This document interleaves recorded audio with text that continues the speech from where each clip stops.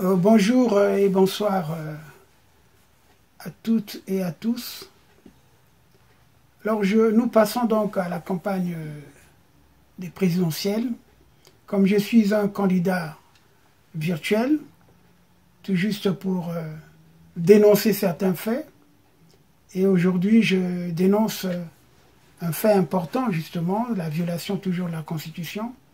Avant d'aborder la question du recensement électoral, je voudrais m'attaquer à la décision portant nomination des conseillers spéciaux du candidat Denis Sassou Nguesso. Lorsque nous voyons la liste de ces candidats, c'est vrai qu'il y a des membres du PCT et tout, mais nous trouvons également aussi les commis de l'État et également les membres du gouvernement.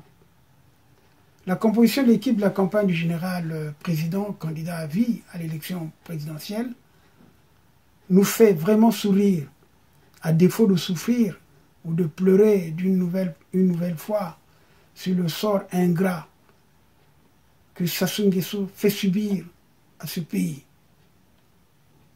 Monsieur le général de corps d'armée n'a aucun respect pour les institutions qu'il a modelées lui-même en fonction de son appétit démesuré du pouvoir. Il continue de fonctionner comme s'il vivait sur une île sans loi, sans normes. Il est définitivement hors sol. Il vit dans son monde et entraîne tous ses supporters du PCT, des ministres dont les errements tels qu'un étudiant de première année de faculté de droit trouverait ridicule que l'on continue à dire qu'il y a un état de droit au Congo, ou qu'il y a même un État, tout simplement, du Congo, avec un gouvernement et une administration. Sassou fonctionne et gère les institutions administratives comme si le Congo était à lui comme un fief, une seigneurie, ou une baronnie, si vous voulez. À chaque fois qu'il fait quelque chose en privé ou de manière officielle, il fait venir les ministres comme s'ils étaient ses larbins. Son calcul est simple. Tu es nommé ministre, tu me dois tout. Tu es à mon service, mais pas au service du pays. Le Congo en tant que pays n'existe pas chez Sassou. Le Congo, c'est Denis Sassou Nguesso, ou rien. D'ailleurs, ils le disent. Sassou Nguesso ou rien. Même certains chanteurs l'ont dit. Alors, c'est comme Sassou Nguesso, c'est rien. Pour nous, Sassou Nguesso n'est rien du tout. C'est un tas d'échecs. Et d'ailleurs, vous voyez dans ces nominations, il reconduit le même fossoyeur des travaux, hein, celui qu'on appelle Bouya. Bouya, il a été nommé, tout le monde le sait, le chef des travaux. C'est là où justement Sassou cache son argent. La magouille des 15 000 milliards destinés aux générations futures. Mais cette manœuvre, ce calcul, cet habillage, ce jeu financier, mais a été fait par Bouya et les autres, justement dans le cadre des grands travaux. Et comme Sassou, c'est rien du tout, ce n'est qu'un tas d'échecs, ce n'est qu'un ramassis de nuls, rien de conséquent au bout de ces 40 ans de gouvernance médiocre et totalement nul. Le Congo est devenu rien du tout, quelque chose de vide, comme l'a toujours été Sassou lui-même. La dernière opération en date concerne donc l'organisation de la campagne électorale. Plusieurs ministres, et non des moindres, sont invités à se consacrer à 100% aux préparatifs et à la réalisation de sa campagne électorale. Ce n'est pas normal. Ce n'est pas normal que de prendre des ministres en fonction, les mettre dans sa direction de campagne. Autrement dit, le gouvernement de la République va s'arrêter de travailler pendant la campagne électorale. C'est ce que ça veut dire. Les ministres, d'ailleurs, de toute façon, ces ministres ne travaillent pas. Ils font quoi? Qu'est-ce qu'ils nous présentent de beau? Sinon que prendre leur argent, faire des voyages. Maintenant qu'il y a le Covid, ils ne peuvent plus faire des voyages. Ils sont là à tourner en rond. Certains même à inaugurer des établissements qui ne sont que pratiquement des des huttes. Les ministres sont déjà payés par les finances publiques, vont se rendre dans les 4 coins du pays pour porter la parole d'un faussaire et surtout d'un homme qui a accumulé des échecs dans tous les domaines.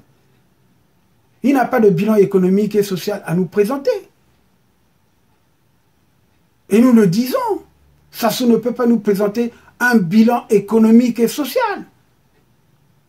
Parce qu'il n'en a pas. C'est ainsi qu'à la place d'un bilan de réalisation, il va distribuer gratuitement des t-shirts, des chapeaux fabriqués en Chine. Et des billets de francs CFA à 2 000, 5 000, peut-être 10 000 pour les chefs de zone ou chefs de quartier ou chefs de tribu. Tous ces ministres qui ne travaillent plus depuis des années et qui touchent l'argent du contribuable congolais en se baladant, comme je l'ai dit, sans gêne dans l'arrière-pays pour battre campagne en faveur d'un ancien officier de police politique qui n'a jamais fait une école de guerre dont la devise est, pourtant, oui, si Sassou avait fait une école de guerre, peut-être il n'allait pas commettre ces erreurs. Parce que sa devise est tout pour Sassou, rien que pour Sassou, et les siens. Et oui, ils doivent savoir que nous leur demanderons des comptes à tout ce monde-là, c'est-à-dire ces ministres, tous ces commis d'État. Quand leur chef de la mafia perdra son fauteuil, le petit capot de la France-Afrique,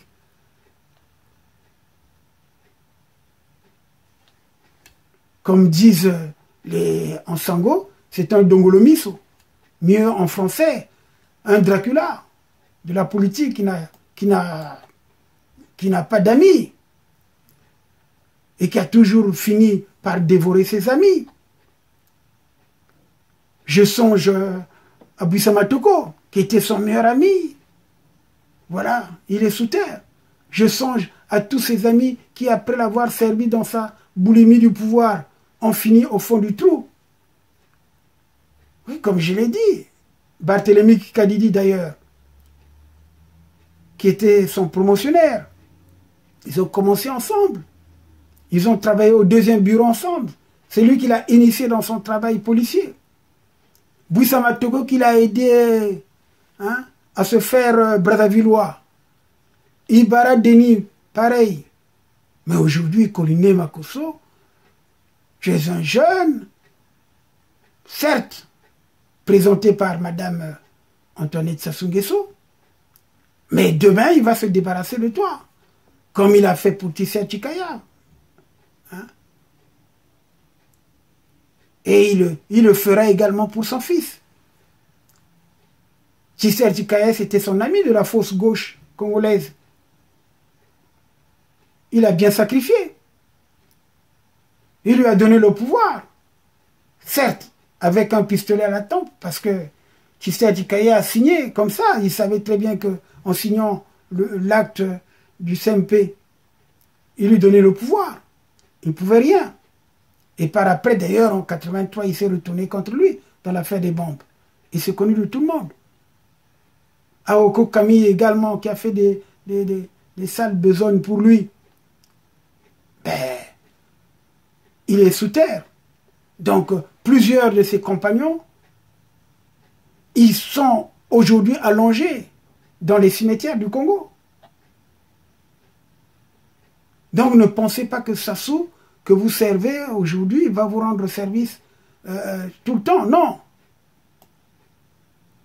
Il faut vous ressaisir.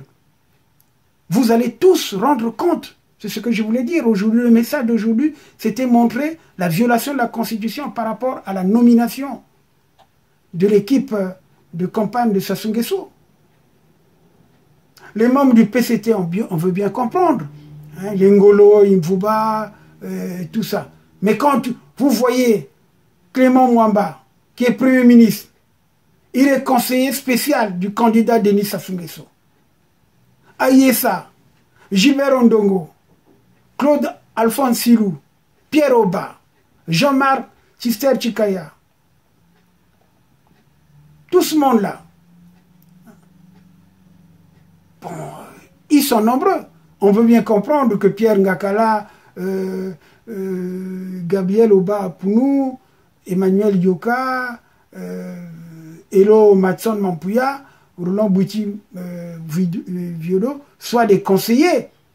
Mais ils ne sont pas au gouvernement, ils n'ont pas des attributions au sein d'un gouvernement de la République.